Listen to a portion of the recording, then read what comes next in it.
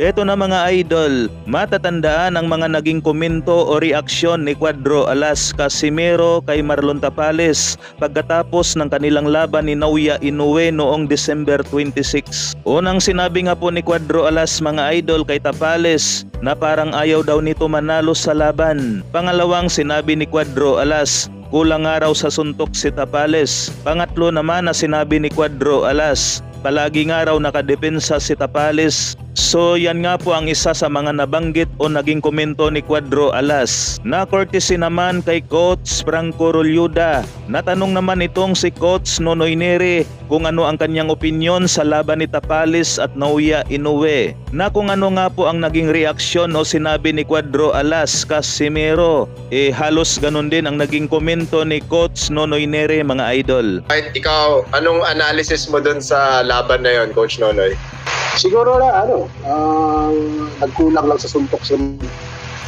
Yun lang, more on defense siya.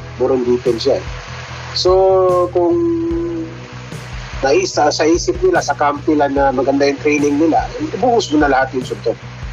Suntokin mo siya ng suntokin. Kasi pag tinamaan yun, sabihin nila matibay, walang matibay doon pag tinamaan mo yung backtrip. Parang dalawang isip pa siya na pasukin niya. Siguro malakas naman talaga respeto malakas. Pero Marlon Tapales, made na yan, magaling na yan, malakas na yan, experience nandun na lahat. Maganda yung training, buhos mo na lahat yun. Wala nang bukas. Pasukin mo na.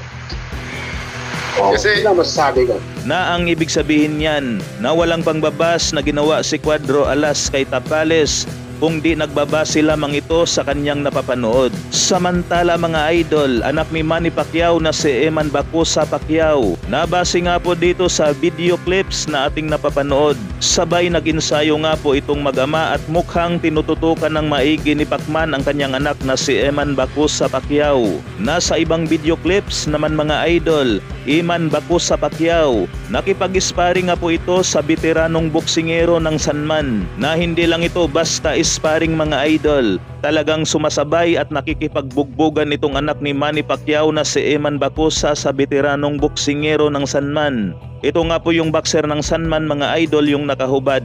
Habang nakaitim naman ng sando itong anak ni Manny Pacquiao na si Eman Bacosa Pacquiao.